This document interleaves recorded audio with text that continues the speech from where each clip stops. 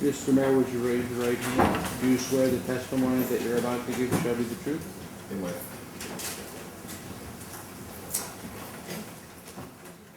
Detroit Mayor Kwame Kilpatrick and his chief of staff lied under oath last summer at a police whistleblower trial that cost taxpayers more than $9 million, according to records obtained by the Free Press.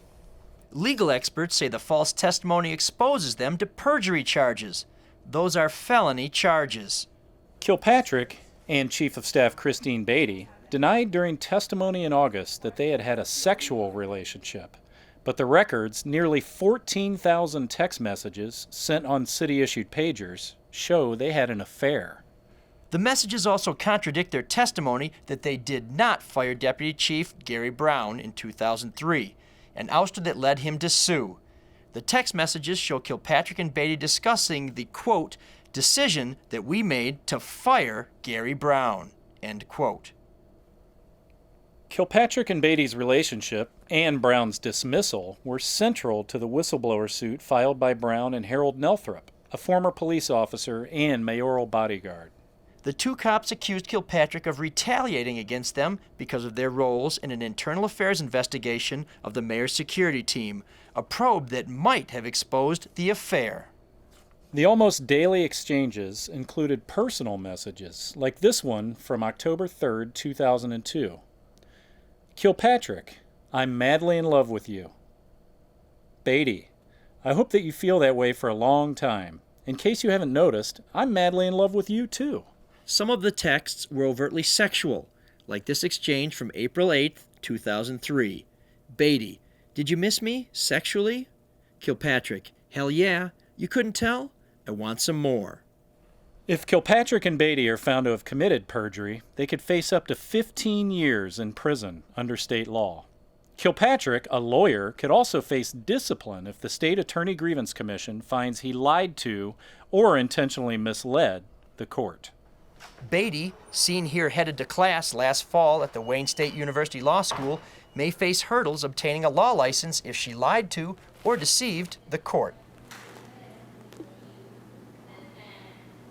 During the 3-week trial last summer, the married mayor and Beatty, who was herself married when she sent the text messages, both denied a romantic relationship when asked by the cop's lawyer, Mike Stefani. Were you and Mayor Kilpatrick either romantically or intimately involved with each other? No. But the messages detail trysts on the road during business trips and locally, like this September 28, 2002 message setting up a rendezvous. Kilpatrick, where are you? Beatty, at the Residence Inn in Madison Heights. Kilpatrick, what room? Beatty, I'm in room 311 in building 3, in the back. On the stand, Kilpatrick bristled at speculation that he and his chief of staff were lovers. I think it was pretty demoralizing to her. You have to know her, but it's demoralizing to me as well. My mother is a congresswoman. There have always been strong women around me. My aunt is a state legislator. I think it's absurd to assert that every woman that works with a man is a whore. I think it's disrespectful not just to Christine Beatty, but to women who do a professional job that they do every single day. And it's also disrespectful to their families as well. What Kilpatrick and Beatty said in the text messages was contradictory to what they said in their testimony. Mr. Brown was unappointed. He was not fired. My understanding is he could go back to lieutenant, or he could be immediately go back to lieutenant. But I think Mr. Brown chose to retire.